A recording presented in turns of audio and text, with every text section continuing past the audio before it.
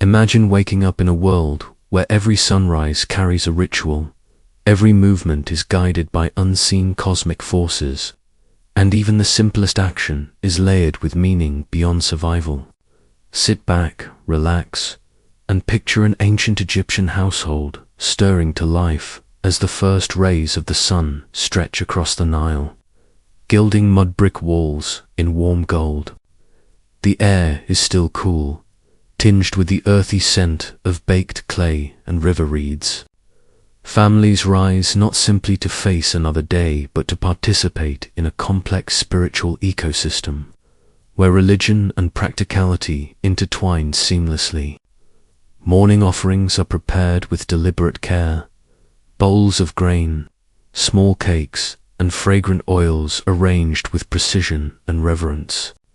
The hands that craft these offerings are guided by knowledge passed down through generations, understanding that certain deities govern specific aspects of life, from the growth of crops to personal well-being. The rituals themselves demand timing, attention, and engagement, not casual mumbles of prayer, but active participation in shaping the day ahead. As incense curls upward, filling the small household shrine with a faint, sweet haze, family members acknowledge forces they believe touch every aspect of life, while simultaneously preparing tools, gathering provisions, and readying themselves for labor.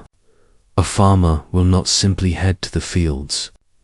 He pauses first to ask for protection, for favorable weather, for the growth of his crops.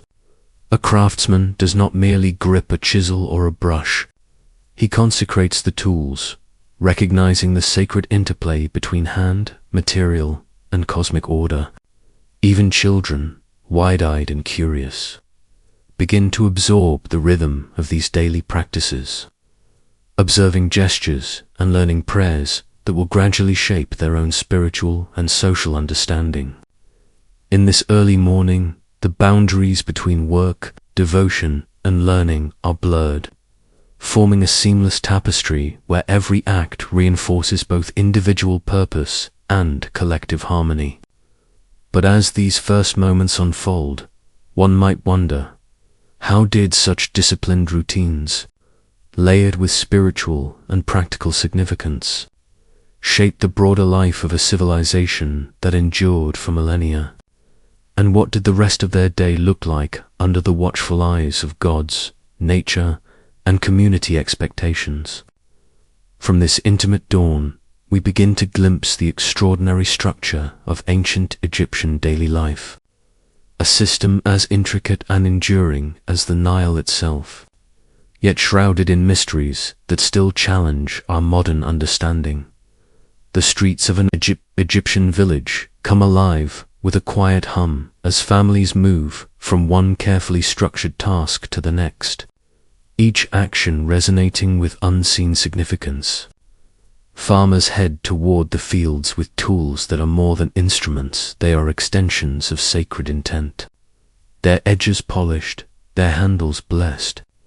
Each swing of a hoe a gesture both practical and devotional. Metal workers tend forges where molten bronze and copper glow like captured sunlight, shaping implements and ornaments while offering silent prayers for safety and precision. Their movements reflecting an understanding of fire and transformation that blends technical skill with spiritual mindfulness.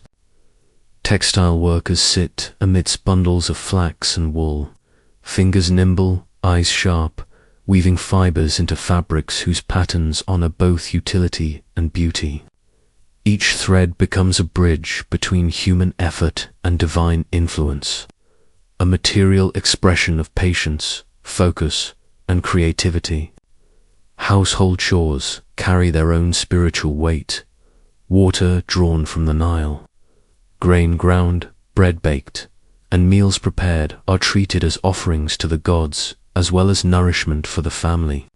Women overseeing kitchens or storage areas perform rituals that safeguard health and abundance, sprinkling herbs, invoking protection, and giving thanks for each ingredient.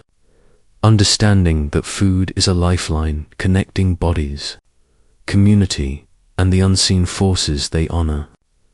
Children learn through observation and participation, mimicking the movements of elders while absorbing lessons about responsibility, reverence, and the interconnectedness of all activities.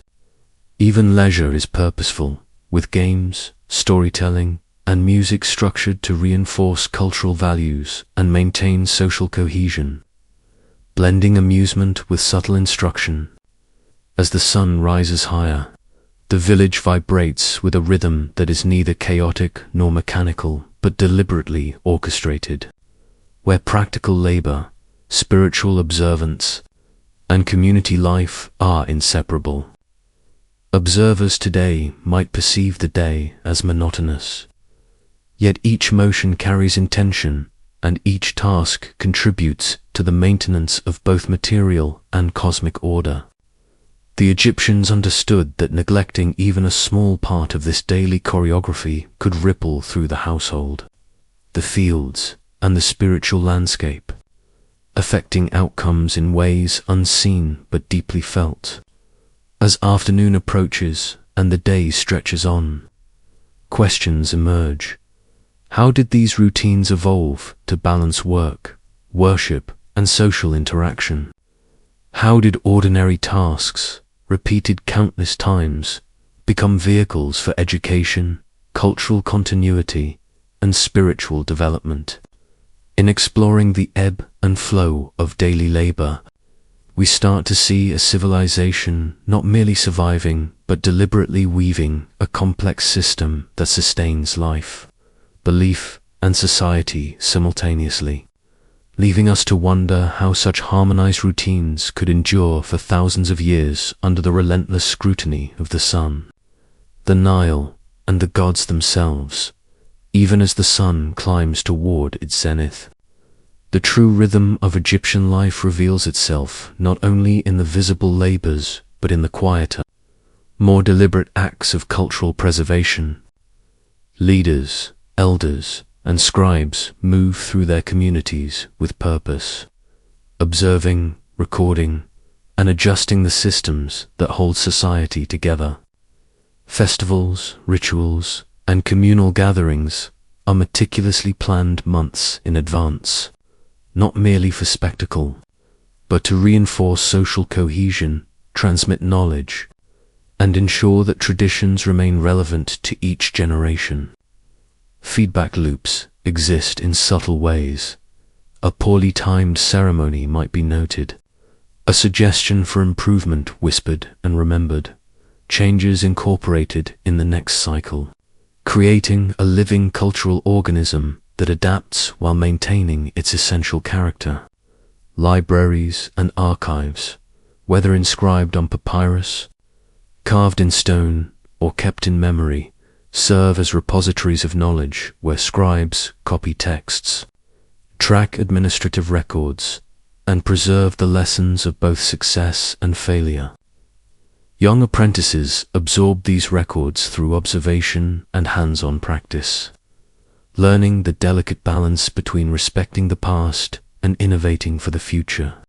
Even mundane objects, stools, clothing, household items are treated with care, their production, repair, and use embedded within ritual frameworks that reinforce ethical behavior, skill development, and social responsibility. This is cultural maintenance as a daily act, a practice as essential as planting, weaving, or baking, and it requires constant attention. The Egyptians understood that without deliberate upkeep, knowledge erodes, skills degrade, and social bonds weaken. Leaders monitor the health of these systems, much like they would irrigation channels or granaries, adjusting practices to meet the changing needs of the community. Religion, education, labor, and art intersect in these routines, creating overlapping layers of instruction and accountability that strengthen both individual competence and collective resilience. Children are initiated into these patterns gradually, their early observations translating into participation, responsibility, and eventually leadership, ensuring that cultural continuity is embedded in the very structure of everyday life. Outsiders often underestimate these invisible processes, seeing only labor or ceremony, yet each careful action contributes to the long-term stability and adaptability of Egyptian society. As dusk approaches, one begins to grasp the extraordinary foresight involved. These were not people passively enduring time, but architects of complex human systems, aware that sustaining life demanded attention to both practical and symbolic networks. And yet, even with such intricate organization, questions linger. How did these mechanisms respond to crises, to sudden changes in the Nile's flooding, to social unrest, or to shifts in political power? How did ordinary citizens perceive their roles within these vast, interwoven structures? The answers remain tantalizingly elusive, buried in layers of tradition, observation, and ritual that we are only beginning to decipher, leaving us to wonder how such meticulous cultural engineering shaped the daily experience of those who lived thousands of years ago.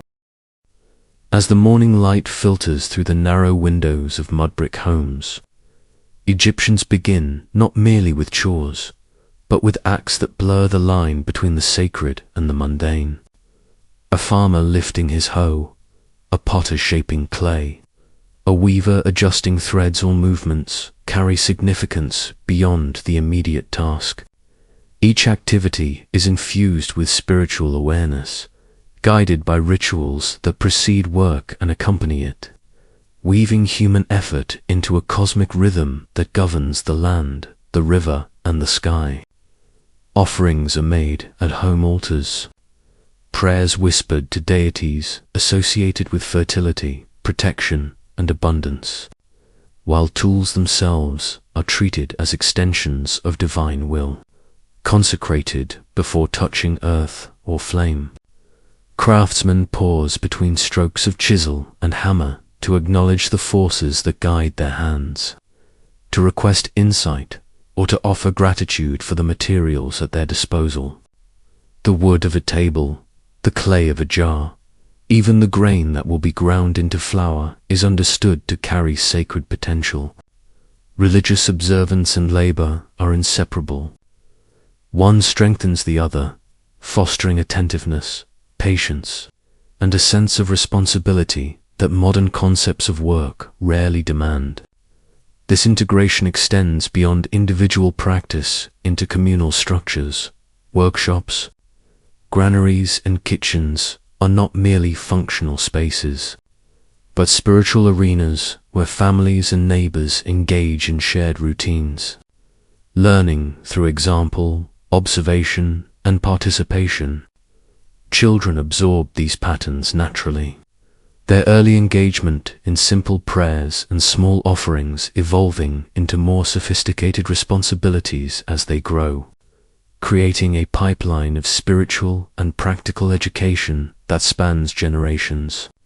The preparation of food, the tending of animals, the weaving of textiles, the construction of homes, every act becomes a layered practice that nurtures the individual, supports the household, and reinforces the community.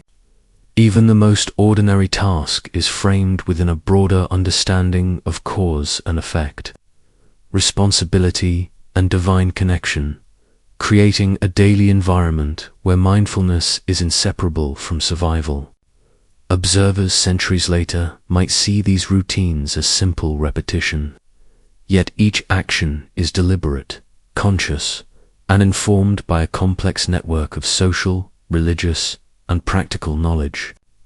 It is within these patterns that we begin to glimpse the sophistication of Egyptian daily life, a society where work is worship, labor is learning, and ordinary citizens are participants in a cosmic order that demands attention, care, and reverence. And still, one cannot help but ask, How did these daily sacred routines shape the inner lives of Egyptians, their ambitions, fears, and desires? How did such an omnipresent sense of purpose influence decisions, relationships, and even the imagination of those who inhabited this civilization? The answers are hidden in the very texture of their days, in rituals repeated, in hands guided by tradition, in lives that quietly intertwined with the eternal. The Egyptian calendar was not merely a measurement of days. It was a living, breathing framework that guided every aspect of existence, punctuated by festivals that transformed ordinary routines into extraordinary communal experiences. These celebrations were meticulously planned, often months in advance, blending practical organization with spiritual devotion, ensuring that the community moved together in harmony toward shared purpose. Streets and temples filled with anticipation as artisans prepared decorative elements. Musicians rehearsed complex compositions, and dancers practiced movements that embodied the sacred narratives of gods and ancestors. Each festival was a multisensory experience, a weaving of sight, sound, and ritual that immersed participants in layers of meaning. Incense smoke curling through sunlit courtyards, drums and flutes marking the rhythm of processions, colors and patterns of ceremonial garments catching the Nile light, creating an atmosphere that blurred the boundary between human effort and divine presence. Preparation itself was a spiritual discipline, with community members engaging in tasks that reinforced social cohesion, transmitted cultural knowledge, and offered subtle education in patience, collaboration, and reverence. Priests and festival organizers guided these efforts, balancing religious authenticity with the practical demands of gathering crowds, coordinating offerings, and managing spaces. Music and dance were not mere embellishments. They were instruments of spiritual alignment, shaping moods, evoking emotions, and connecting participants to the intangible forces that governed daily life. Visual art sculptures, paintings, and sacred decorations served as anchors for attention and memory, encoding myths, ethics, and divine principles into the spaces people inhabited. Even ordinary citizens contributed, crafting items, carrying banners, or assisting in ritual tasks, ensuring that participation reinforced both individual identity and collective belonging. Yet festivals were also educational, transmitting values, history, and cosmology in ways that no formal classroom could replicate, embedding understanding into hearts and bodies through repetition, observation, and direct involvement. Through these cyclical events, Egyptians learned the interconnections between labor, spirituality, and social responsibility. They understood that life was a series of interdependent systems, each influencing the other. And while festivals were moments of heightened awareness and celebration, they also reflected deeper truths about human organization, the careful choreography of effort, the attentiveness to community needs, and the cultivation of shared identity. From the mundane to the magnificent, daily routines and festival practices coexisted in a continuum of purpose, shaping individuals who were simultaneously competent, conscientious, and spiritually attuned. Yet, even as we marvel at this intricate interplay of culture, ritual, and labor, one cannot help but wonder, how did the demands of these sacred cycles shape the psychology of the Egyptian people? The decisions they made in quiet moments, the dreams they carried into their work and homes. What invisible forces guided lives lived entirely in rhythm with a universe both practical and divine? Daily life in ancient Egypt was a delicate balance between necessity and devotion, where even the most ordinary work carried layers of meaning that extended far beyond survival. Farmers rising before dawn did not simply take up hoes and plows. Each motion was preceded by small offerings and whispered invocations to ensure protection, fertility, and success. The tools themselves were more than metal and wood. They were consecrated implements, imbued with spiritual significance, each scratch and dent telling the story of countless cycles of labor and ritual.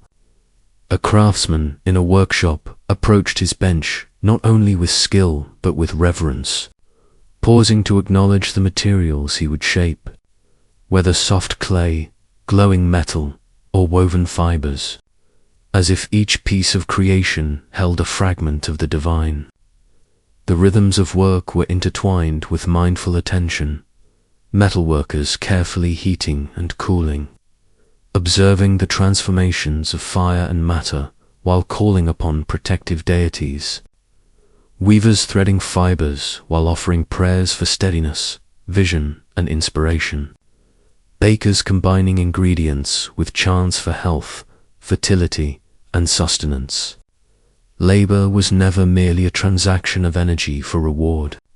It was an active dialogue with the universe, a negotiation between human effort and cosmic order. Workshops often included small shrines or consecrated spaces where brief pauses allowed workers to refocus, grounding their physical exertion in spiritual awareness.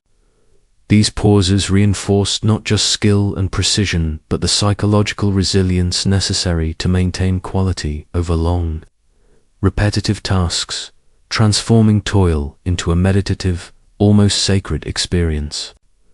Apprentices learned not only technique, but a philosophy of work, that attention to detail, gratitude for materials, and awareness of broader impacts were as essential as technical mastery. Even tasks that appear mundane to modern eyes, mixing pigments, tending gardens, preparing grain, were carefully integrated with rituals and prayers, connecting the practitioner to cycles of life, growth, and nourishment. Families and communities participated in these practices collectively, ensuring knowledge transmission across generations, while simultaneously fostering cooperation, empathy, and shared responsibility. Labor was a form of devotion, an education in patience, observation, and humility, where success was measured not only in material output, but in alignment with spiritual principles and community welfare.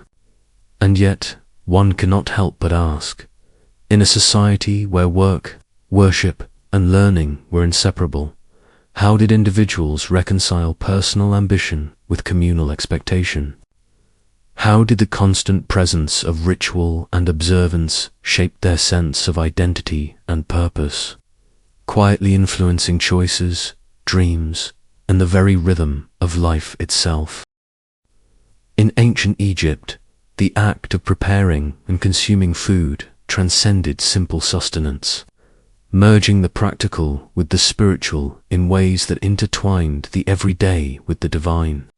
Women, often the stewards of household nourishment, began each day with deliberate attention to prayers and offerings, seeking guidance for creating meals that would not only fill bellies, but also honor the forces that governed fertility, abundance, and life itself.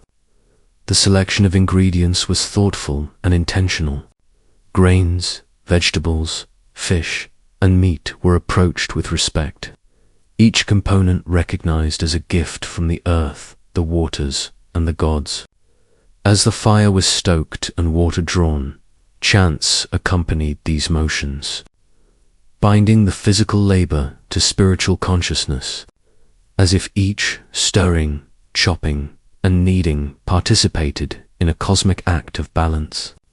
Bread, the staple of daily sustenance, was kneaded with hands both strong and reverent, the flour mingling with prayers for household health, prosperity, and protection against unseen dangers. Cooking wasn't a hurried chore. It was a measured performance, a ritualized sequence where attention to detail mattered as much as the intention behind it. Food preservation and storage were treated with similar reverence. Grains, dried fish, and beer were safeguarded with rituals designed to invoke protection against spoilage, decay, or contamination. Acknowledging that sustenance was fragile and dependent on forces beyond human control. Mealtime itself became an arena for spiritual practice and communal cohesion. Sharing bread and stews around the family table was not simply an act of nourishment, but a ceremonial affirmation of gratitude, connection, and interdependence. Family members expressed thanks for the hands that prepared the food, for the soil and waters that nurtured it, and for the invisible forces that sustained the community's abundance. Beyond the home, food, preparation, and distribution extended into the community, particularly during festivals or temple offerings, where meals were integrated with elaborate religious observances. In these moments, culinary skill and spiritual practice merged, and the act of feeding others became an expression of devotion and social responsibility. The awareness that each portion served and every preparation observed could have consequences beyond the immediate household created a culture where food was both a practical necessity and a sacred trust. And yet, as these patterns of daily life unfolded, one must wonder, how did the constant intertwining of nourishment and spirituality shaped the Egyptians' perception of abundance, scarcity, and human responsibility toward one another and the world around them? How did the simple act of breaking bread become a meditation on life, mortality, and cosmic order, quietly molding the character and consciousness of an entire civilization? In the households of ancient Egypt, children were more than passive observers of family life. They were active participants in a carefully structured rhythm that blended practical training with spiritual education. From the earliest years, their days were suffused with instruction that was as subtle as it was constant. Simple tasks, such as sweeping the courtyard, fetching water, or assisting in food preparation, were not merely chores, they were opportunities to absorb lessons about responsibility, diligence, and the sacred interconnection between human action and cosmic order. Parents guided their children through rituals appropriate to their age, teaching prayers, offerings, and gestures that gradually introduced the young minds to the divine systems that governed the universe. Play was also infused with meaning. Games and storytelling became vehicles for understanding moral values, social obligations, and the relationships between humans, gods, and nature. As children grew, their participation became more sophisticated. Older boys might assist in agricultural duties while reciting invocations for the fertility of the land, while girls learned the precise timing and intent behind household rituals, observing the care required in cooking, weaving, or crafting objects for domestic and ceremonial use. Education extended beyond the home as well, blending observation, imitation, and hands-on practice into a seamless apprenticeship in community life. Children learned the rhythms of the Nile, the timing of festivals, the preparation of offerings, and the roles they would eventually assume in maintaining household and civic structures. Importantly, this learning was never separated from spiritual awareness. Even the most mundane tasks were framed within a moral and cosmic context, teaching that human effort, intention, and reverence were inseparable from divine harmony. Adolescents began to assume responsibilities that tested their understanding and commitment, assisting in temple rituals, maintaining tools and materials for artisans, or participating in communal work that demanded both skill and mindfulness. Throughout this process, elders provided guidance and oversight, offering correction, instruction, and example, but also allowing young people to discover the consequences of their actions within a safe, structured environment. This gradual accumulation of knowledge, skill, and spiritual understanding ensured that by adulthood, each individual had internalized the practices, values, and responsibilities necessary to sustain both personal fulfillment and community cohesion. And yet, as we trace this path from childhood to maturity, a lingering question emerges. How did these immersive, multi-layered routines shape the Egyptian sense of identity, purpose, and duty? How did growing up within such a system of constant observation, spiritual engagement, and practical training cultivate minds attuned not just to survival, but to the intricate dance between human effort, divine influence, and societal continuity? The answer seems to lie hidden in the quiet, everyday rhythms of a civilization whose children were apprentices to both life and the gods. Daily life in ancient Egypt was dominated by work. Yet work was never a purely mechanical or economic activity. The tools in an artisan's hand, the implements in a farmer's shed, even the simplest household instruments were infused with significance that bridged the material and the divine. A hoe, a chisel, a spindle, these were not merely objects of utility. They were extensions of human intention, conduits through which the Egyptians engaged with cosmic order. Before the first light of dawn, farmers prepared their fields, but their preparation was accompanied by prayers to deities who governed fertility, growth, and protection. The earth was not simply tilled. It was ritually acknowledged, honored, and made receptive to life through the careful attention of hands and heart. Craftsmen in workshops approached their materials with similar reverence. A block of stone for carving, a piece of wood for shaping, or a length of linen for weaving was treated with respect.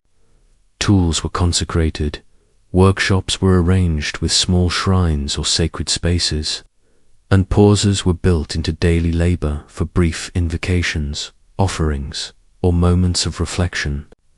Metalworkers, confronting the raw power of fire and molten ore, performed ritualized acts to align skill with divine oversight, acknowledging the transformative forces they sought to harness while protecting themselves from potential harm. Textile workers engaged in repetitive, meditative motions, threading spiritual intent into every strand and pattern, understanding that the fabric they produced was both practical and sacred, destined to clothe families, honor the gods, and uphold social dignity. Even food preparation carried spiritual weight. The act of cooking, storing, and serving food involved prayers for nourishment, protection from spoilage, and gratitude for the abundance provided by the natural and divine worlds. These daily labor rituals were subtle yet profound, shaping an understanding of work that intertwines skill, discipline, and mindfulness. Productivity was inseparable from devotion, and human effort was always framed as part of a larger cosmic and social order. Each task, no matter how small, was an opportunity to practice patience, precision, and respect, teaching lessons that extended beyond immediate utility. Labor became a vehicle for ethical, spiritual, and social education, forging individuals capable of contributing meaningfully to both household and community life. And as we peer into these workshops, fields, and kitchens, a deeper question arises. Did this continuous blending of the sacred with the mundane create a mindset fundamentally different from our own?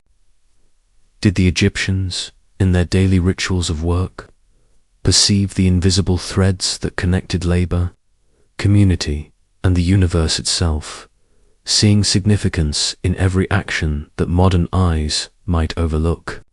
The answer seems to lie in the rhythm of their hands, the careful alignment of tool and purpose, and the quiet acknowledgement that even the most ordinary tasks could echo with cosmic resonance. The day for an ancient Egyptian was also measured by the flow of food, a rhythm that began before the sun fully claimed the sky. Families rose to prepare simple meals of bread, onions, and dates, sometimes accompanied by a small portion of fish or beer, a staple more nourishing than it seems, foaming with both sustenance and mild intoxication. The scent of baking bread filled homes, its warmth a signal that the day had officially begun, and yet these domestic rituals were never purely practical, offering a portion to the household gods before eating, leaving scraps for spirits of the home, or sprinkling water over the hearth to honor the unseen forces of protection were all part of the meal's invisible layer of meaning. Markets, bustling with the energy of exchange, were both social arenas and vital arteries of survival. Merchants displayed jars of honey, fragrant oils, woven cloths, and baskets of fresh produce, while voices called across the crowded lanes, negotiating prices with a rhythm as old as the Nile itself. Children ran between stalls, balancing the curiosity of youth with the lessons of trade, absorbing knowledge that no formal school could teach. Some researchers suggest that the market was not just commerce. It was an extension of social cohesion, a place where stories traveled as quickly as goods, where alliances were forged, and where the pulse of the city could be measured in scents, sounds, and colors. From one stall to another, the textures of daily life were vivid, the smoothness of pottery, the sticky sweetness of dates, the rough weave of linen, the cold weight of copper coins in a palm. Yet even amid these ordinary exchanges, there lingered the sense that every act of consumption, every trade, and every bite of bread was tied to unseen forces that guided prosperity and misfortune alike. Meals were not simply nutrition. They were markers of time, reflection, and the delicate balance between human effort and natural bounty. And as the Egyptians moved through their streets and kitchens, pausing briefly to share a smile or a word with a neighbor, one cannot help but wonder how much of their daily motion, so ordinary to the observer, was underpinned by subtle rituals, invisible prayers, and the awareness that even eating, like work, was an act of participating in something far larger than oneself. What unseen patterns shaped their days, and how much did they notice the currents of fate swirling around every loaf, every jug of beer, and every whispered negotiation in the market lanes? The answer is hidden in the mundane, waiting for those willing to look closer, to hear the soft hum beneath the chatter and the clatter. The fields of ancient Egypt were more than land. They were the lifeblood of a civilization, stretching in endless green and gold under the unrelenting sun, their rhythm dictated by the rise and fall of the Nile's waters. Farmers worked tirelessly, their hands calloused from planting, weeding, and harvesting, moving in a cadence almost ceremonial, as if each seed sown was part of an unseen ritual binding them to the river and the gods who controlled it. Water was carried, canals maintained, oxen guided through furrows, and yet the labor was never purely physical. Some scholars suggest that the act of tilling the soil, of drawing life from the earth, was suffused with a spiritual significance. Each task an acknowledgement of the delicate balance between human effort and divine favor. The sun rose and fell, casting shadows over the fields, and the soundscape was alive with the creak of wooden plows, the lowing of animals, and the rhythmic chants of workers marking time. Children were often present, learning by observation, sometimes given small tasks to contribute, their laughter punctuating the otherwise steady labor. Seasonal festivals punctuated the work, times when the toils of planting and harvesting were momentarily suspended to honor the gods, to give thanks for fertility, and to reinforce community bonds. Even in moments of monotony, there was a cadence that carried a quiet fascination, the way water glistened in the furrows, the texture of rich soil pressed between fingers, the way reeds and grain swayed in the wind like a living tapestry. The Nile itself was both companion and overseer, dictating when to sow and when to reap, its floods washing over the fields and leaving fertile silt in their wake, a cycle both predictable and mysteriously powerful. Workers returned home with bodies exhausted but minds attuned to subtle science cloud formations. Bird migrations, changes in the windall, hints that the river's rhythm was more than seasonal. It was sacred, a pulse to which all life in Egypt had to attune. In this constant movement, one begins to see that the so-called boring work of daily survival was layered with meaning, observation, and an intimate connection to forces far beyond human control. And as the sun dipped below the horizon, painting the fields in molten gold, one cannot help but ask, did these workers feel the presence of the unseen, the eternal, in the sweat and soil of their daily toil? Or did the river's whisper remain a secret known only to the land itself? Amid the bustling villages and cities of ancient Egypt, the lives of craftsmen and artisans unfolded with quiet precision, their days a delicate dance of skill, patience, and sometimes subtle competition. As each chisel, strike, brushstroke, or loom thread contributed to a civilization that prized beauty and utility in equal measure. Stone carvers labored in the open air, dust swirling around their feet, hammering and chiseling with an almost meditative focus, turning unyielding blocks into statues that would outlast generations, while the sound of metal on rock echoed faintly like a distant heartbeat across the workshop. Potters shaped clay on spinning wheels, hands slick and rhythmic, coaxing vessels from the earth with curves that promised both practicality and aesthetic appeal. Their creations destined for kitchens, tombs, or ceremonial purposes. Jewelers bent over intricate beads, gold, and semi-precious stones, eyes squinting in the flicker of oil lamps, arranging patterns that told stories of gods, kings, and the everyday lives of ordinary people. Their work a testament to patience and an understanding of value, both material and symbolic. Textile workers dyed fabrics in deep blues and rich reds, weaving linen into garments, sails, and tapestries, often guided by the colors and patterns dictated by status, tradition, or ritual. Many artisans belonged to guild-like communities, where knowledge was passed from parent to child, apprentice to master, and the line between work and identity blurred. A craftsman's reputation was as much about precision as it was about endurance and consistency. The air was filled with the mingling scents of resin, clay, wet fibers, and sweat, creating a tangible atmosphere of labor that was both intimate and communal.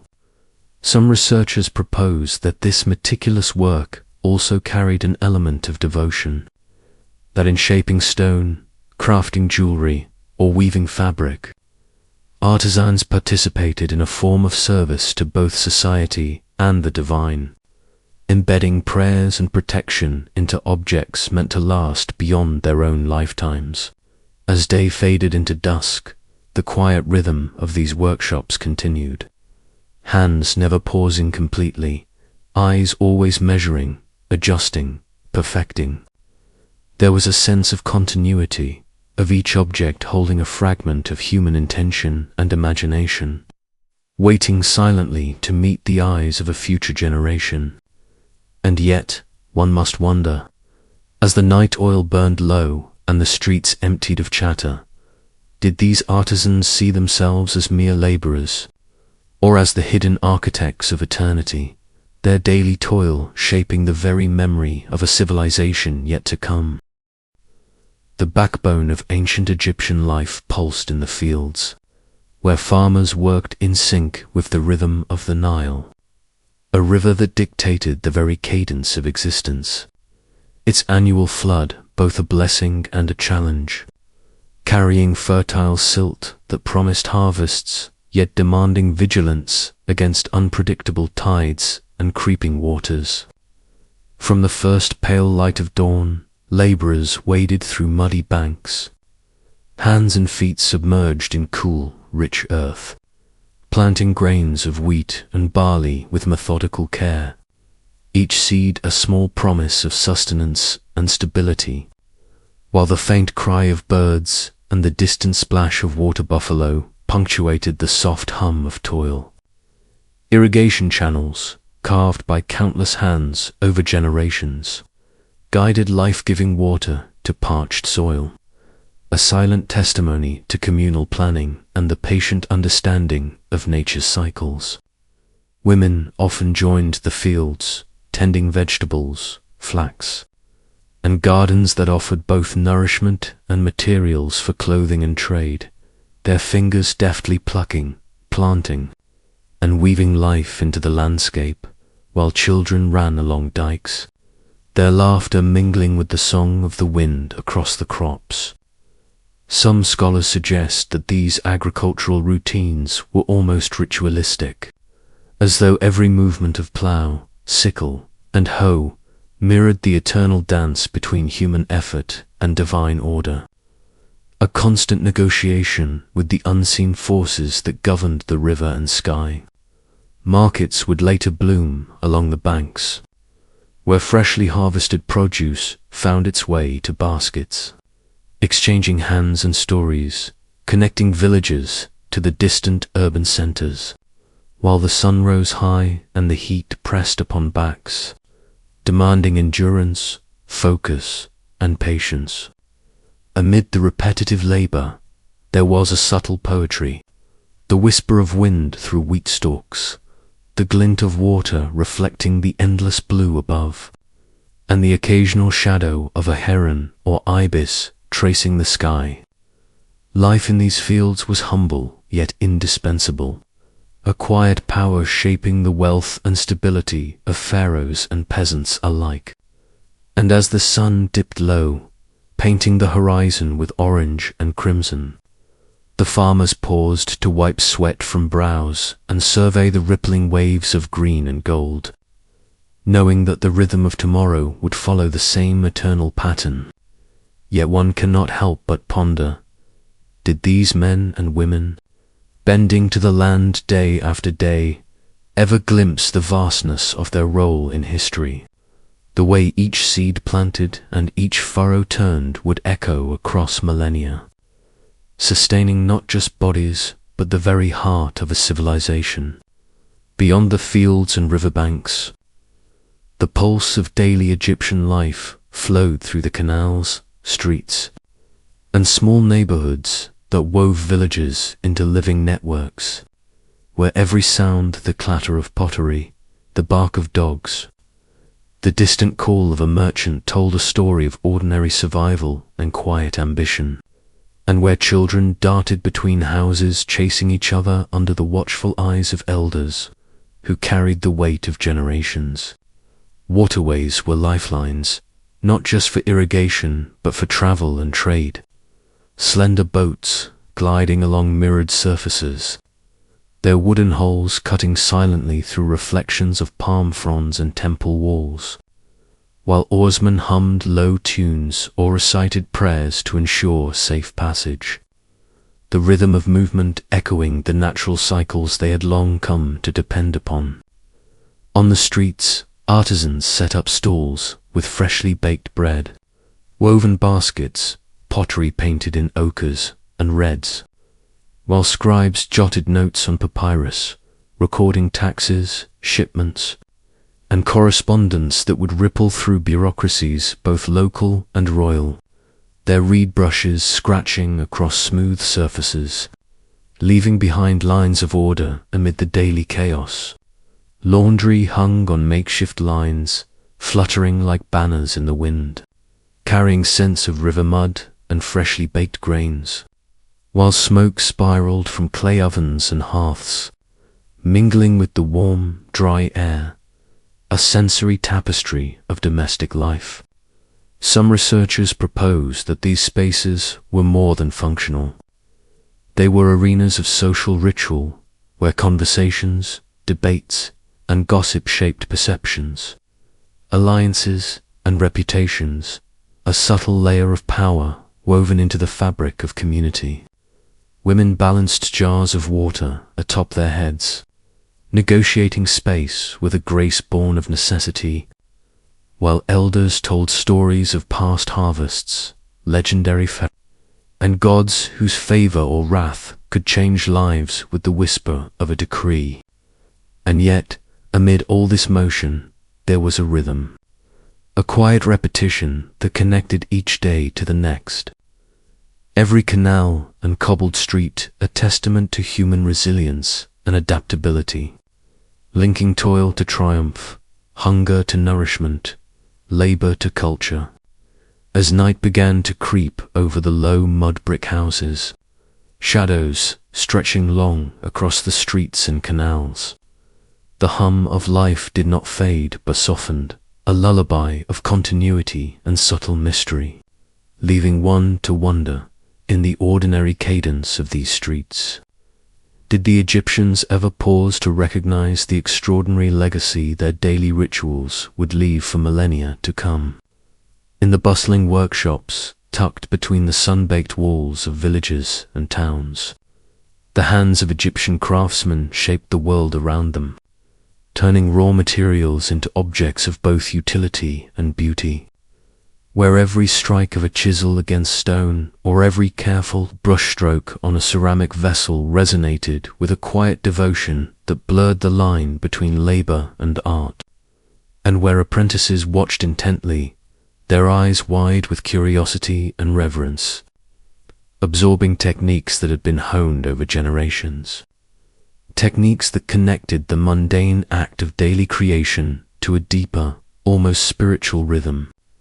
Carpenters carved beams and doors, assembling homes and boats with precision, their planes and saws cutting smooth lines that would bear weight for decades, while metalworkers melted copper and bronze, hammering tools, jewelry, and ceremonial objects until they gleamed under the harsh Egyptian sun, reflecting a mastery of material that seemed almost magical to those who lacked their skill. Potters molded clay into amphorae and jars, their wheels spinning in steady arcs, the wet curves rising under their practiced hands like a dance choreographed by centuries of tradition, while weavers transformed flax into linen, threads passing through fingers in patterns that combined functionality with aesthetic elegance, every finished cloth telling stories of climate, culture, and careful planning. Some scholars suggest that these workshops were not only centers of production, but also hubs of subtle innovation, where knowledge was exchanged, techniques refined, and small experiments quietly attempted, a microcosm of progress hidden within the repetitive rhythm of daily labor. Children and family members often assisted, their presence a constant reminder that skill was inherited not only through instruction, but through immersion in the sights, sounds, and textures of the craft itself. The smell of sawdust, the cool touch of wet clay, the metallic tang of molten bronze, forming an invisible curriculum that shaped young minds and steady hands. And yet, amid all this activity, there was a sense of order, a hierarchy dictated by experience and talent, where even the smallest contribution played a role in sustaining the broader society, linking the artisan's quiet diligence to temples, tombs, markets, and homes. As the sun dipped lower, casting long shadows across workshops and courtyards, the hum of creation continued, a steady pulse connecting individual effort to collective endurance, leaving one to wonder how many of these skilled hands, shaping ordinary objects day after day, were aware that their work would survive not just for seasons, but for millennia, whispering stories of a civilization's patience, precision, and quiet genius.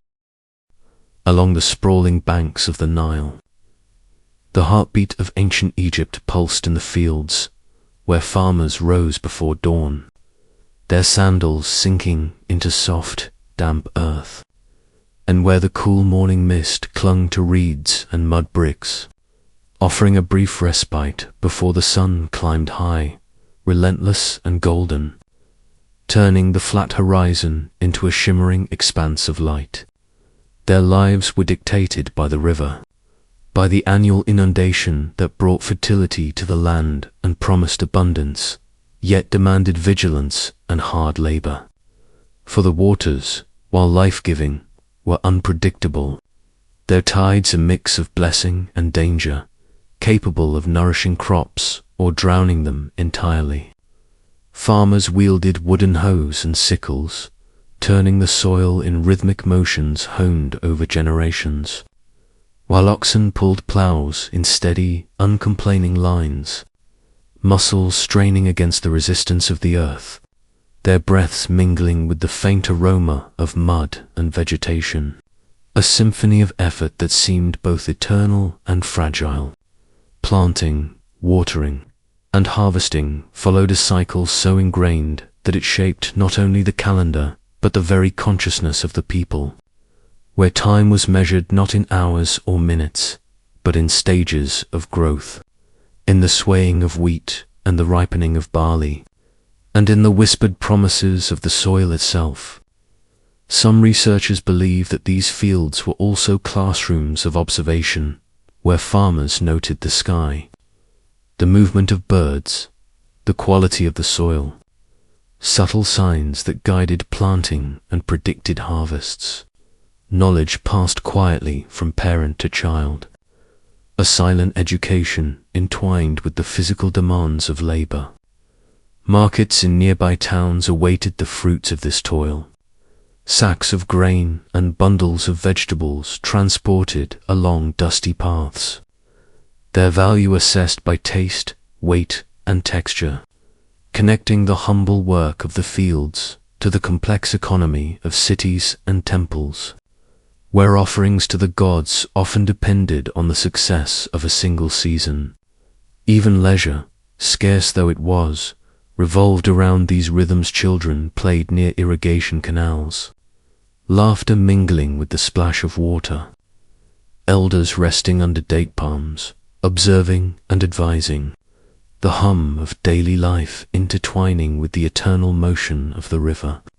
As the sun descended, painting the fields in molten gold, one could almost hear the pulse of generations in the soil, feel the enduring connection between human hands and the vast, flowing lifeblood of the Nile, and wonder whether these farmers, in their repetitive toil, sensed the timelessness of the civilization they were quietly sustaining, a civilization whose echoes would travel across millennia, long after individual names had faded, asterisk within the bustling workshops that clustered near the cities and temples. The hands of Egypt's artisans moved with precision and patience, shaping stone, clay, and metal into forms that would outlast the craftsmen themselves, their labor hidden behind the walls of narrow courtyards where dust and heat mingled, and the rhythmic tapping of chisels and hammers created a constant, almost hypnotic soundtrack, as if the very air vibrated with dedication. Sculptors carved limestone and granite with an intimacy born of respect for the material, tracing each curve and line as if speaking to the stone itself, while painters applied mineral pigments to plaster surfaces, brushing vibrant blues and ochres onto walls that would tell stories for eternity, capturing gods, pharaohs, and everyday life in frozen narratives that blurred the line between the sacred and the mundane. Metalworkers forged copper and bronze, heating, hammering, and cooling with careful attention to the subtleties of strength and sheen, producing tools, jewelry, and ceremonial objects that reflected light as if holding fragments of the sun itself.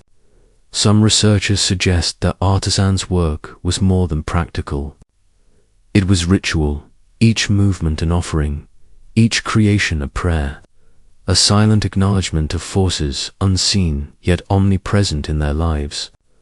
Apprentices learned through observation and repetition, their fingers guided by elders who spoke in quiet, deliberate tones, passing down techniques and secrets that could not be captured in writing. Knowledge encoded in muscle memory and intuition, forming an unbroken chain that connected the living to ancestors whose hands had touched the same stones and metals centuries before. Outside, markets displayed the fruits of this hidden labor. Stalls brimming with intricately carved statuettes, colorful pottery, and delicate jewelry that gleamed under the relentless Egyptian sun. Yet few recognized the quiet devotion required to bring such objects into existence. The long hours, the sweat, and the constant negotiation between perfection and imperfection. Even in leisure, artisans' minds rarely rested. Patterns, textures, and designs lingering like echoes, shaping the way they saw the world, attuning them to beauty and proportion in ways outsiders could not fully grasp.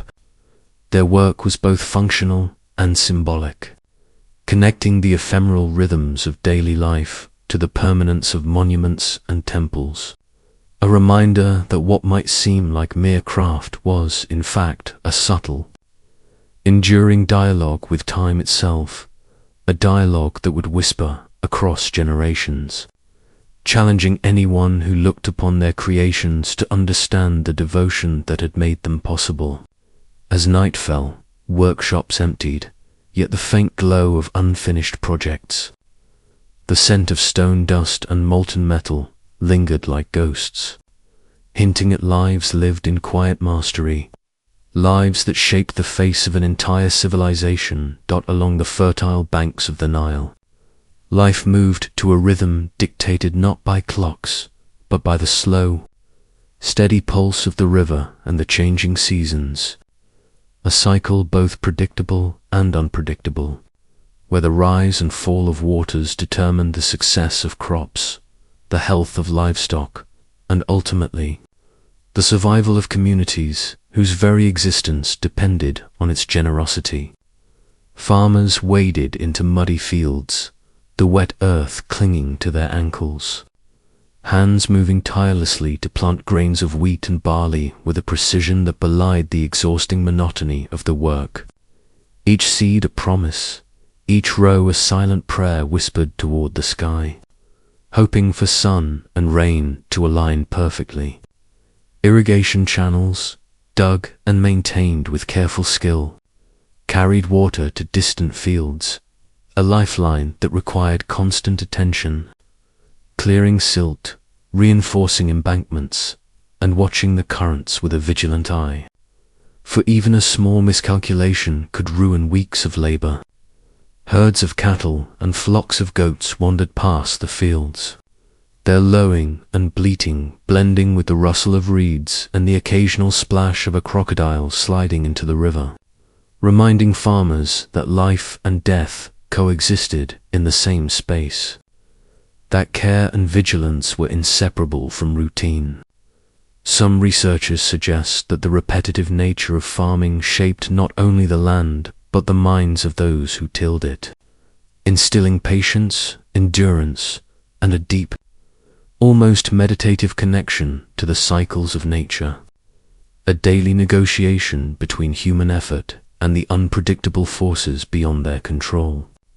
Families worked together, sharing labor and knowledge, children learning by shadowing their elders, absorbing skills in planting, harvesting, and storage that would serve them for life, ensuring the continuity of survival and prosperity. The Nile also dictated leisure and ritual. Festivals celebrated the inundation, offerings were made to river gods, and songs were sung to honor the water that brought both abundance and peril. Even in the monotony, there was a rhythm that could be appreciated, a sense of harmony in working with the land rather than against it, of understanding that each furrow turned and each seed sown was part of an eternal cycle that had persisted for millennia. As the sun dipped low, casting long shadows over fields glistening with water, the farmer's workday ended not with a sense of completion, but with anticipation, knowing that tomorrow the river would rise, the soil would call again, and the quiet, unbroken rhythm of life along the Nile would continue, relentless and mysterious, a testament to the ancient dance between man and nature. Beyond the open fields and the flowing Nile, in workshops tucked into bustling villages and along dusty streets, artisans moved with deliberate hands, shaping wood, stone, and clay into objects that would outlast lifetimes. Their labor an intricate blend of function and ritual, necessity and artistry, producing everything from everyday tools to delicate amulets believed to carry protective magic. Carpenters carved furniture with smooth edges that caught the sunlight at just the right angle, creating chairs, beds, and chests whose designs seemed simple but concealed a deep understanding of balance and proportion, while sculptors chipped away at limestone and granite, revealing faces and forms that would stare silently through centuries, capturing the essence of gods, kings, and ancestors alike. Potters worked with the tactile intimacy of wet clay slipping through fingers, coaxing vessels from shapeless lumps into forms that could hold grain, water, or wine, decorating them with intricate patterns and symbols that spoke of stories, rituals, or daily life, often leaving a quiet signature of themselves in the subtle irregularities of each piece.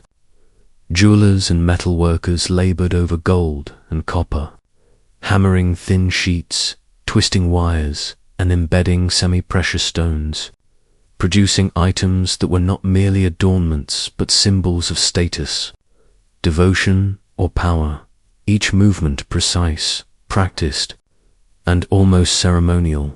Even the mundane tasks carried weight. Weaving linen, tanning hides, and dyeing fabrics demanded patience and skill, transforming raw materials into finished goods that supported both the practical and the ceremonial life of the community. Some researchers suggest that these crafts were more than occupation, they were a form of meditation, a way to engage with the world slowly and deliberately, a rhythm of creation that mirrored the eternal cycles of the Nile and the seasons. Workshops were rarely silent. The clink of tools, the scrape of chisels, the soft murmur of apprentices copying their masters, and the occasional burst of laughter filled the spaces, creating a soundscape that was at once mechanical and human, ordinary and sacred. As evening approached, shadows lengthened over half-finished projects, and the scent of dust, resin, and heated metal mingled with the cooling air, marking the end of the day's labor while leaving an impression of permanence, as if each object carried within it a fragment of the artisan's time, effort, and intent, destined to endure long after the hands that shaped it had rested. And yet, despite the apparent order and mastery, mysteries lingered how these techniques were perfected. What stories were lost, what meanings faded into time, all waiting silently in the shadows of the pyramids and workshops for someone to notice. Asterisk as the sun rose over the winding curves of the Nile, its golden light spreading across the fertile banks. Life stirred in a rhythm dictated by the river itself, carrying a sense of continuity and quiet inevitability. The current a pulse that measured the passing days. Farmers emerged from their mud-brick homes, sandals kicking up soft dust, eyes scanning the fields of wheat, barley, and flax. Hands already ready to guide the plough or lift baskets of seed, their work intimate with the land, attuned to its moods, the whispers of the soil, and the subtle rise and fall of water levels that could mean either bounty or hardship. Children ran along the irrigation channels, their laughter mingling with the call of waterfowl and the occasional splash as someone waded into the shallows to check the flow, while older family members prepared simple meals, grinding grain into flour with heavy stone mortar, kneading dough for flatbreads that would be shared under the shade of date palms. Fishermen pushed red boats into the calm water, nets gliding silently over the mirrored surface. The occasional tug, a promise of sustenance. And some researchers believe that these moments of waiting and watching the river taught patience, a quiet respect for forces beyond human control, as essential to survival as the labor itself. Alongside them, potters, weavers, and carpenters continued their crafts, carrying the rhythm of daily creation in tandem with the natural pulse of the Nile. The soft clatter of tools and the rustle of linen merging with the distant hum of life in nearby settlements. Markets began to stir, merchants arranging baskets of vegetables, dried fish, and woven goods, the scent of bread mingling with the earthy aroma of the riverbank, creating a sensory map that anchored the community to both the river and each other. Travelers on dusty paths paused to greet familiar faces, exchanging small gestures that reinforced bonds invisible but palpable, gestures that carried a social currency as necessary as any coin. Even as the day pressed on and the sun climbed higher, the river remained the silent orchestrator, its presence a constant reminder that all work, all rest, and all life itself flowed in a current larger than any individual, linking the mundane with the eternal. And still, beneath this surface of ordinary life, questions lingered. How did such a civilization maintain such continuity?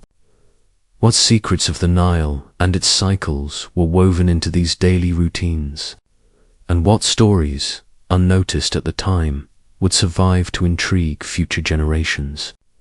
Waiting silently in the shimmer of the water and the sway of tall reeds, as the day progressed and the sun cast long shadows across the bustling villages, the air grew thick with the scent of clay, wet papyrus, and the faint tints of river water, a symphony of smells that anchored the Egyptians to their work, each artisan moving with a practiced precision honed over years, perhaps even generations. Potters shaped wet clay on spinning wheels, fingers tracing delicate curves as vessels slowly took form, their surfaces scratched with geometric patterns that hinted at both utility and an aesthetic sensibility that modern eyes might overlook, while nearby, carpenters measured and cut beams of cedar and sycamore, the sharp scent of sawdust mingling with the distant roar of oxen pulling carts laden with stone and grain. Merchants arranged their wares in compact stalls, bundles of linen, woven baskets, and small clay figurines creating a vibrant patchwork, as bartering voices rose and fell in measured cadences. A rhythm of negotiation and social connection that maintained the subtle balance of supply and demand. And some scholars suggest that these marketplaces were not just centers of trade, but arenas of social cohesion, where gossip, news, and small rituals of politeness were exchanged alongside goods. In the workshops of jewelry makers, gold and copper glinted under the soft glow of oil lamps. Delicate beads threaded into necklaces that might later adorn a noblewoman or a statue of a deity. A craft where precision met devotion, where each tiny loop or twist carried symbolic significance as well as decorative beauty. Weavers worked side by side, looms clacking softly. Threads of white, brown, and occasionally dyed hues pulled into intricate patterns that would clothe families, offer gifts, or form funerary garments meant to accompany the dead on their eternal journey. And here too, the line between necessity and artistry blurred, every stitch a whisper of human ingenuity. And yet, for all this activity, there was a quiet attentiveness, a sense that time itself was measured not just by the sun's position but by the completion of tasks, by the alignment of effort with the larger flow of life around the Nile, where the ordinary and the sacred coexisted seamlessly. Observers might wonder what lessons lay hidden in these daily routines, what structures of power, belief, and survival were encoded in the simple act of shaping clay, weaving thread, or negotiating a trade. Questions that lingered like shadows stretching across the sunlit streets, and they beckoned, inviting one to peer deeper into the pulse of a civilization whose every motion was at once practical, social, and quietly mysterious. Amid the clatter of daily labor and the hum of marketplaces, there existed a quieter, more deliberate rhythm, the careful scratching of reed pens against papyrus, the work of the scribes whose presence was both essential and enigmatic, as they recorded accounts, inventories, letters, and sometimes prayers, their ink-stained hands bridging the ephemeral with the eternal, translating the immediate concerns of the living into symbols that could endure for millennia. Scribes often sat cross-legged in small rooms or shaded courtyards, their eyes scanning lines of hieroglyphs with meticulous precision, each mark a choice, each arrangement a reflection of logic, aesthetics, and tradition. And some researchers believe that being a scribe was as much a spiritual practice as a practical one, a way of aligning human activity with the orderly cosmos, the mat, whose invisible laws govern both society and the universe. Apprentices learned under watchful masters, memorizing hundreds of signs, learning subtle variations that could distinguish wealth from poverty, life from death, truth from fabrication. And while their work might appear repetitive, it carried profound responsibility, for one misplaced stroke could alter meaning entirely. A single sign shifting an account of grain into a record of debt, or a letter into a legal misstatement with consequences far beyond the scribe's immediate perception. Outside the quiet chambers of writing, the fruits of their labor circulated through temples, administrative offices, and merchants' ledgers, a network of information that made governance possible, even elegant in its efficiency. And yet, despite their power over words and records, scribes often remained unseen, their influence subtle, almost invisible, shaping decisions and preserving histories in ways that only centuries later could be fully recognized. Some texts hint at the scribe's inner life letters that speak of personal struggles, dreams recorded between columns of accounts, marginal notes where a hand traces curiosity, boredom, or fleeting amusement, suggesting that behind every formal document was a human being negotiating the day's pressures, its tasks, its fleeting moments of quiet reflection. And so, in this world of ceaseless labor, the scribes operated at the intersection of action and contemplation, their presence a reminder that civilization's heartbeat is not only found in movement or construction, but in observation, record, and reflection, and as the ink dried and the papyrus curls settled into bundles, one might pause to wonder about the thoughts, the intentions, and the small mysteries encoded in each line. Whispers of life long vanished, yet strangely, hauntingly present, asterisk in the midst of daily routines. Religion seeped into nearly every gesture and breath, an omnipresent undercurrent shaping choices, movements, and the very understanding of time. As the ancient Egyptians measured their lives not only by the rising and setting sun, but by the cycles of gods and festivals, each day threaded with ritual significance that could turn the mundane act of eating or walking into a quiet form of devotion. Temples were more than architectural marvels. They were living centers of energy, where incense smoke curled like ghostly fingers, where chants resonated against stone walls in vibrations that seemed to align body and spirit, and where priests moved with solemn choreography, their gestures precise, measured, as if even a minor deviation could ripple across the cosmos. Ordinary people, though not always permitted inside the inner sanctuary, participated in their own ways, offering small gifts, pouring libations, or whispering prayers at shrines in homes or fields, believing that even the humblest act might attract divine favor, or at the very least maintain the delicate balance of mat that sustained life. Festivals broke the monotony of labor with spectacle and ceremony, the streets alive with color, music, and the sense of prepared offerings. As processions carried statues of gods through towns, their gilded surfaces glinting in the sun, while dancers, singers, and attendants enacted myths that had been passed down through centuries, each step and note a link to a reality both human and divine. Some researchers suggest that these ritualized routines provided a rhythm to life, a way to impose order on uncertainty, to transform fear of the unknown into structured action, a daily meditation embedded in social life, where work, leisure, and devotion intersected seamlessly. Yet, for all the outward splendor, there was an intimacy to these practices, a private communication with unseen forces. Small gestures in corners of courtyards or fields, a whispered hope, a soft plea, a moment of contemplation that left no trace but the shifting weight of consciousness itself.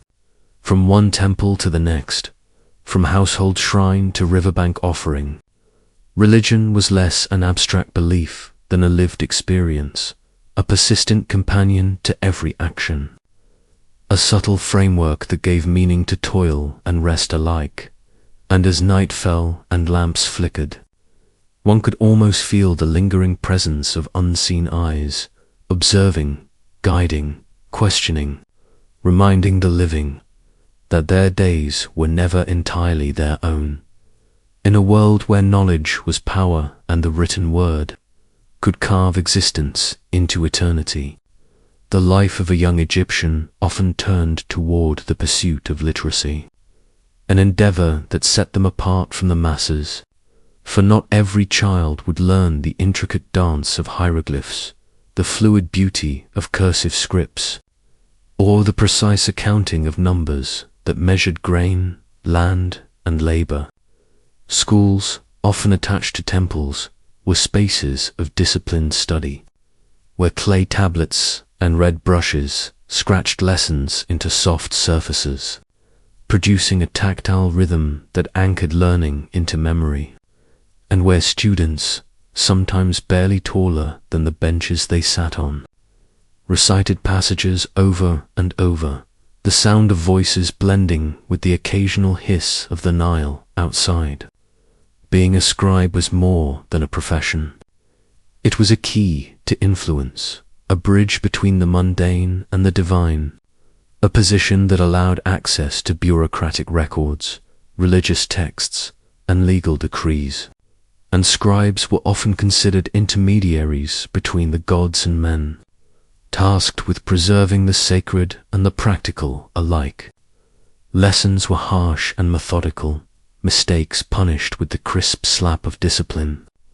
Yet the repetition instilled precision, patience, and a meditative focus, qualities that would define a scribe's entire life. And even those who would never become scribes benefited indirectly from their labor, as record-keeping, structured taxation, resource distribution, and civic planning.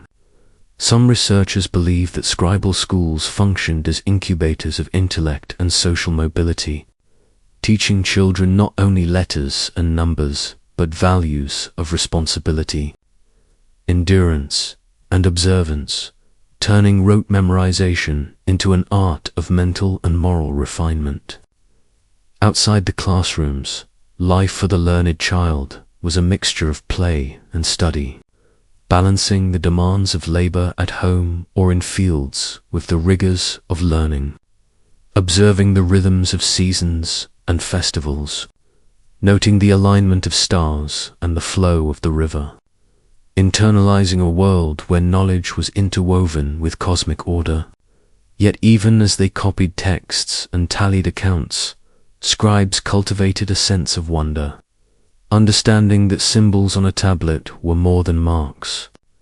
They were vessels of memory, culture, and human aspiration, capable of reaching across centuries, whispering secrets to those willing to read carefully. And so, the act of writing, often silent and solitary, became both a shield and a bridge, a daily task that preserved life in its structure and mystery, leaving us to wonder how much of the unseen labor of these quiet guardians of knowledge shaped the pulse of ancient Egypt. Even in a civilization so deeply structured around labor, devotion, and survival, there existed spaces where the heartbeat of Egypt slowed, where ordinary Egyptians allowed themselves moments of leisure, laughter, and celebration. These were times when the streets, courtyards, and riverbanks transformed into stages for music, dance, and communal gathering, the air heavy with the scent of baked bread, fragrant oils, and the smoky whisper of incense from nearby temples, and the rhythmic beat of drums and the pluck of lyres creating a soundtrack that intertwined with the lapping of the Nile and the distant calls of merchants. Festivals marked the calendar, tethered to the agricultural cycle and the worship of gods, moments when the rigid hierarchies and routines of daily work relaxed under a shared purpose. And some researchers suggest that such celebrations were as vital to social cohesion as the meticulous administration of grain stores or the construction of monumental tombs. During these times, Egyptians wore bright linens, adorned themselves with jewelry, and painted intricate patterns on their bodies, reflecting both status and aesthetic sensibilities, while acrobats, storytellers, and musicians offered diversion that transcended age or occupation. Children played simple games along the riverbanks, floating miniature boats or racing with sticks, echoing through narrow alleys and open squares, their laughter a counterpoint to the solemnity of temple rituals that framed their lives. Some suggest that leisure offered a rare chance for reflection and connection, an opportunity to observe life beyond the confines of labor, and to witness the vibrancy of community in motion, where social bonds were reinforced and cultural values subtly passed from one generation to the next.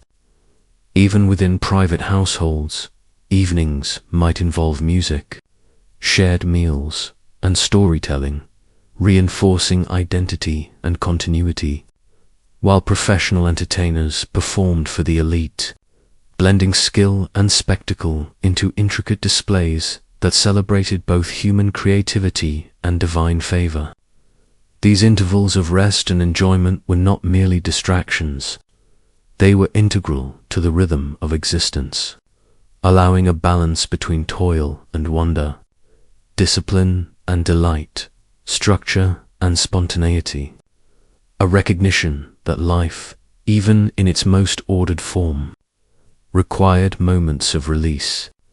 As the sun set over the river, casting long shadows on mud brick walls, Egyptians would gather, laugh, and marvel, holding fleeting fragments of joy that contrasted with the rigid expectations of work and worship, leaving one to question how these ephemeral pleasures shaped the emotional and social landscape of a civilization that revered permanence above all else. In ancient Egypt, learning was a pursuit both practical and sacred, a continuum that began in childhood and often extended into adulthood, shaping not only skills but the very lens through which individuals understood the world around them. Young scribes spent long hours with reed pens and papyrus, copying meticulously the symbols of hieroglyphs, their hands stiff and ink, guided by teachers whose voices carried the cadence of history itself. And some researchers believe that this rigorous training was as much about instilling discipline and reverence as it was about literacy. For to write was to participate in the divine order, to record, preserve, and honor life in all its dimensions. Beyond the scribe schools, apprenticeship offered pathways into the trades and crafts that sustained the cities and temples, from carpentry and masonry to pottery and weaving. And in these workshops, the rhythm of hammers, the scraping of chisels, and the soft shuffle of clay under practiced hands created a soundscape of both labor and learning, a tactile curriculum that transmitted knowledge through repetition, observation, and imitation. Students learned to measure with precision, to mix pigments, to exact hues, to balance form with function, all while absorbing unspoken lessons about hierarchy, respect, and communal responsibility.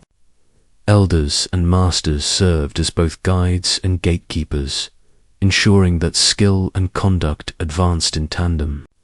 Some suggest that education was as much a moral endeavor as an intellectual one, for understanding the world, the gods, and the rules of society required both cognition and conscience.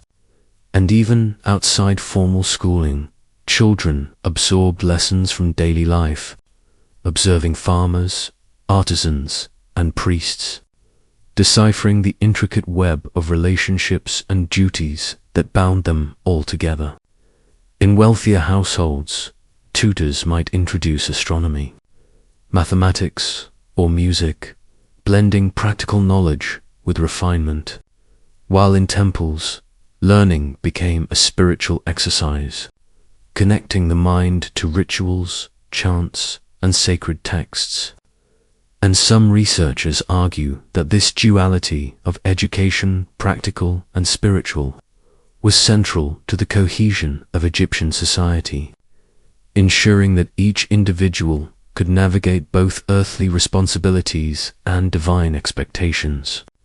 As the day waned and lessons concluded, students returned home, often carrying questions that lingered in the twilight, wondering what mysteries lay beyond the walls of their classrooms and workshops, and how the knowledge they were gaining would shape not just their lives, but the invisible threads of history itself, leaving one to ponder how these early hours of disciplined study echoed across generations, building the intellectual foundation of a civilization that prized order, memory, and the careful transmission of wisdom. Religion was not a distant abstraction for the ancient Egyptians.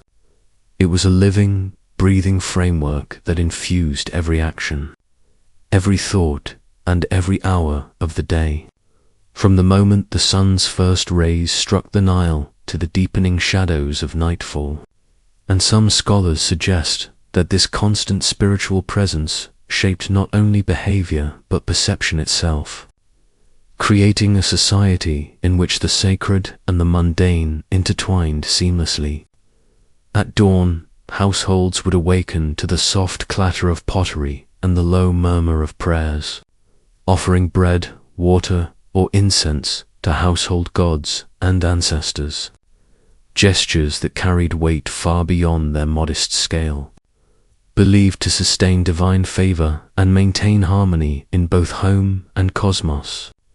Temples were centers not merely of worship, but of organization and learning, with priests conducting elaborate rituals, chanting in voices that echoed through stone halls, their movements precise and symbolic, meant to honor gods whose influence was visible in every rising flood, every fertile field, every heartbeat of the city. Daily rituals often involved purification, washing, and dressing in linens, not simply for comfort or appearance, but as acts of devotion, aligning the body with spiritual ideals and the cosmic order.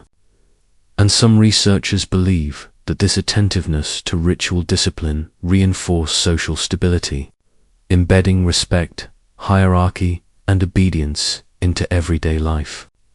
Festivals punctuated the calendar, moments of collective participation in music, dance, and spectacle that transformed ordinary streets into living narratives of myth and memory, connecting citizens to the cycles of life, death, and rebirth, and providing brief glimpses into the vast machinery of belief that governed not just temples, but fields, homes, and marketplaces. Even labor itself was often framed within this religious lens, with work seen as a form of service to the gods, whether building monumental tombs, tending crops, or crafting offerings, blurring the line between duty and devotion, and suggesting that no action was ever entirely secular. As night approached, families might gather for quiet prayers, recounting the day and invoking protection from gods both familiar and distant, their voices soft, carrying stories, hopes, and fears into the cooling air, and leaving an echo of reverence that lingered long after the lamps were extinguished. In considering these rhythms, one is left to wonder how much of daily life was guided by genuine belief, how much by social expectation, and how these subtle forces shaped not just actions, but the very consciousness of those who lived millennia ago, creating a society in which the sacred was inseparable from the ordinary, and every day carried the weight of eternity. Education in ancient Egypt was a journey that began early, often within the walls of a home and later in specialized schools, where young scribes, mostly boys from wealthier families, learned the intricate art of reading, writing, and arithmetic, skills that were gateways to status, employment, and influence. And some researchers suggest that the intensity of this training shaped both mind and character, embedding discipline and precision in ways that echoed across a lifetime. Schools were austere spaces, with low benches and papyrus scrolls spread before the students, the air thick with the rustle of reeds and the scratch of ink, and a quiet tension that came from the presence of strict teachers, who demanded exact replication of hieroglyphs, memorization of sacred texts, and mastery of numbers used for everything from measuring land to calculating grain rations. Mistakes were met with reprimands, and some texts hint at corporal punishment, a stark reminder that education was both privilege and obligation. And others suggest that the pressure to conform fostered a sense of resilience and focus rarely demanded in leisure. The curriculum was not limited to literacy and mathematics. Students absorbed moral lessons embedded in stories of gods, kings, and legendary heroes, learning not just how to write, but how to think, how to act in alignment with Mat, the concept of balance, truth, and cosmic order that governed all of Egyptian life. Outside the formal schoolroom, learning continued in workshops, temples, and fields, where observation, repetition, and apprenticeship allowed young minds to grasp crafts, agriculture, or religious duties, turning abstract knowledge into practical skill, and blending intellectual growth with physical labor. Girls' education was less formal, often focused on household skills, crafts, and knowledge passed down from mothers and female relatives. Yet some records suggest they too learned reading, writing, and numeracy when opportunity allowed, quietly shaping roles and influence within the home and community. The day of a student could be long, divided between copying texts, reciting lessons, and assisting in temple or household work, punctuated by brief breaks and meals of bread, onions, and beer. Mundane sustenance grounding the mind in the rhythm of daily life, yet always under the shadow of the weighty expectation to succeed. Through these routines, one sees not only a system of education, but a reflection of the society itself, where knowledge, order, and devotion were inseparable, and where the act of learning was as much about understanding the world as it was about shaping oneself to fit within it, leaving us to wonder what dreams and frustrations lingered behind those meticulous lines of hieroglyphs. Daily life in ancient Egypt was built upon a rhythm of work that shaped not just the body but the very pace of society. From the dawn chorus of birds over the Nile to the deepening shadows of dusk across mud-brick houses. And some historians believe that the structure of labor reflected a broader cosmic order, a human echo of Ma'at itself. Farmers rose with the sun, sandals kicking up dust as they carried hoes and baskets to fields heavy with wheat, barley, and flax, the soil warm beneath calloused hands. Each furrow, dug and seed, sown a quiet act of devotion, feeding families, temples, and the state alike. Along the riverbanks, fishermen cast nets into waters glinting gold in morning light, their muscles flexing with the pull of tilapia and catfish, while others tended the intricate irrigation channels, watching water pulse like liquid life through channels that had been cut, dug, and maintained for generations, a precision that required patience, endurance, and a near sacred respect for the land. Craftsmen filled workshops with the smell of wood shavings, wet clay and heated metal, hammering, carving, and shaping goods for trade, ritual, and domestic use. The rhythm of their labor punctuated by the scrape of chisels, the hiss of fire, and the murmurs of apprentices learning through repetition.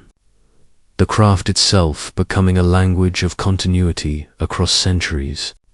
Laborers on monumental projects, including tombs and temples, formed teams whose coordination resembled choreography, moving enormous stones with ropes, sleds, and sheer human determination. Their work both grueling and awe-inspiring, leaving marks on the landscape and in the collective memory of a civilization devoted to permanence. While some scholars suggest that the work itself was a spiritual practice, each effort echoing divine order. Meanwhile, in the marketplaces and towns, merchants, scribes, and laborers engaged in smaller-scale toil, counting grain, weighing silver, and recording transactions. The pulse of commerce keeping the heart of cities alive, a rhythm quieter but equally essential. Even leisure intertwined with work, with musicians playing while artisans labored and children assisting older siblings in tasks, embedding social cohesion into every daily act, while the scent of baking bread, the laughter of water carriers, and the occasional bark of a dog punctuated the soundscape of labor. Observing these routines, one begins to grasp how the daily grind was not mere survival, but a complex dance of duty, skill, and order, where every gesture, tool, and motion contributed to the intricate machinery of civilization, prompting a lingering question: how much of this rhythm shaped the people themselves, and how much of them shaped the rhythm? Life in ancient Egypt was punctuated not only by labor, but by a steady flow of festivals and rituals that marked the passage of time, weaving the mundane with the sacred in ways that could seem both exhilarating and hypnotic. And some researchers suggest that these occasions offered a temporary escape from the repetitive cycle of work while reinforcing social and religious hierarchies. The calendar itself was tied to the Nile, to the rising of Sirius, to the cycles of inundation and harvest, and each month carried its own observances, each day its prescribed rites. From offerings at household shrines to grand processions through temple courts, where incense coiled into the air and the clatter of drums mingled with the soft chants of priests, filling spaces with a tangible sense of the divine.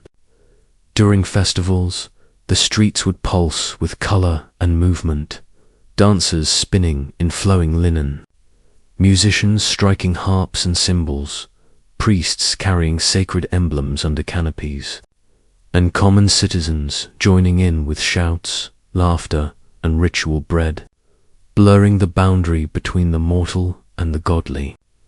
Some historians believe that these events were also critical for social cohesion, a moment when hierarchies were performed and observed, yet temporarily suspended when pharaohs, nobles, and laborers alike participated in shared spectacle, reinforcing a collective identity. Temple rituals, in particular, were precise and laden with symbolism. Statues of gods adorned with gold and gems were washed, clothed, and fed priests intoning prayers meant to maintain cosmic balance, the rhythm of their actions echoing the larger order of the universe. Even private households mirrored these observances, with nightly offerings of food and drink to ancestors or gods, small flames flickering in clay lamps casting shadows that danced across walls decorated with painted hieroglyphs, a silent echo of grandeur in miniature. Children were often included in these practices, carrying small offerings or learning the songs and gestures, embedding the ritual life into their very sense of time and duty.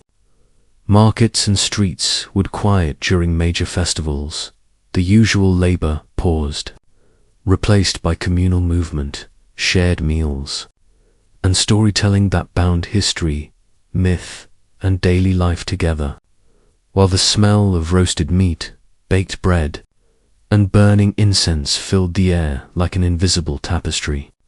Observing these rhythms of celebration and devotion, one can sense how time itself was experienced differently, measured not just by sun and river but by the cadence of sacred acts, leaving the listener with a lingering curiosity. How did these festivals shape the mind and spirit of a people who lived so closely in step with both work and the divine?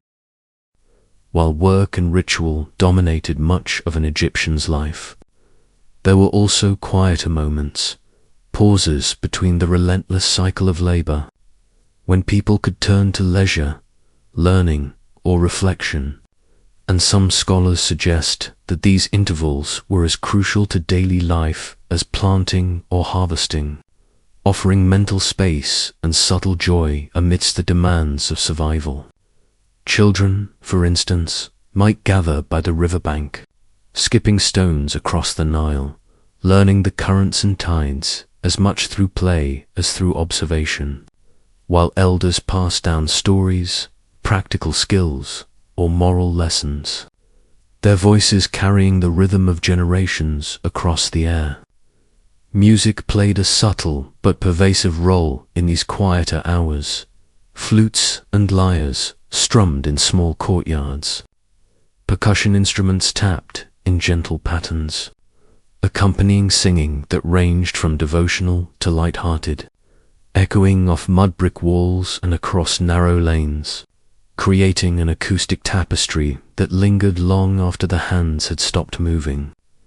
Craftsmanship, too, was a form of contemplative leisure, carving small amulets from stone, weaving intricate patterns into linen, or molding clay into vessels, each motion repetitive, meditative yet meaningful, a private rhythm that mirrored the larger order of the cosmos, while also producing tangible beauty. Some researchers argue that writing and record-keeping offered similar refuge. Scribes practiced their hieroglyphs, copying texts of wisdom, stories of gods and pharaohs, or simple accounts of taxes and trade, the scratching of reed pens on papyrus providing a subtle, almost hypnotic soundtrack to the mind at rest, and in doing so, preserved the essence of daily life for millennia. Even meals could become moments of quiet reflection, breaking bread, sharing beer, savoring dates or figs, the act of eating elevated into a ritual of sustenance and pause, sometimes accompanied by conversation, sometimes by silent thought, each bite a grounding in the material world. Gardens, courtyards, and the spaces along the river offered fresh air, shade, and the gentle rustle of papyrus and reeds, inviting contemplation, observation, and a fleeting sense of freedom. A reminder that life was not solely a cycle of toil and duty. These quieter rhythms of existence, often overlooked in the grand narratives of pyramids and pharaohs, reveal an intimacy of daily living, a subtle layering of work, worship, and pause, leaving us with an enduring question. In a world so measured by labor and ritual, what did it truly feel like to simply be alive, to experience these quiet, human moments beneath the relentless sun and the eternal sky, as the sun began its slow descent, casting long, amber shadows across the Nile? The day of an ordinary Egyptian drew to its inevitable close, leaving behind a tapestry of labor, devotion, and fleeting moments of quiet observation, a rhythm repeated for generations with a constancy that seems almost unimaginable to us now, yet which formed the backbone of an entire civilization. Families gathered in their small, sun-baked homes, sharing simple meals of bread, lentils, and perhaps a slice of dried fish, the aromas mingling with the faint scent of smoke from oil lamps or hearth fires, while conversation drifted from practical matters to whispered stories of gods and ancestors, myths woven seamlessly into the fabric of everyday life, their presence as natural as the air itself. Outside, the Nile mirrored the fading light, its surface dotted with fishermen hauling in their catch, children still chasing one another along the banks, their laughter carried softly across the water, a reminder that life continued with both purpose and play, even at the edges of a world so heavily structured by hierarchy, labor, and faith. Some households turned their attention to the spiritual, offering small prayers or libations at home altars, seeking favor, protection, or gratitude, the gestures simple yet resonant, echoing the grand ceremonies of temples but on an intimate, personal scale, a reflection of a culture where the sacred and the mundane were never truly separate. Craftsmen and scribes might linger over their work a little longer, polishing a pot, inscribing one final hieroglyph, each motion deliberate, almost reverent, while others retired early, the fatigue of sun and labor pressing their eyelids down, bodies moving with the practiced rhythm of countless days spent in toil. The sounds of the city softened as the night deepened, the low murmur of conversation, the distant cry of a bird, the gentle lap of water against the riverbank, creating a lullaby of existence, a calm counterpoint to the structured chaos of daytime activity. And as darkness enveloped the land, stars emerging one by one above the desert horizon, there remained a quiet, almost imperceptible sense of continuity, of lives lived in patterns both demanding and familiar, punctuated by moments of human curiosity, joy, and contemplation. In reflecting on these routines, we are left to wonder, to imagine the textures, the scents, the rhythms of a world so distant yet intimately human, and to ask, in the endless cycle of work, devotion, and rest, did the Egyptians pause, even briefly, to marvel at their own fleeting existence beneath the eternal sky? Or was each day simply another measured step in a life both ordinary and extraordinary, quietly shaping the story of humanity itself?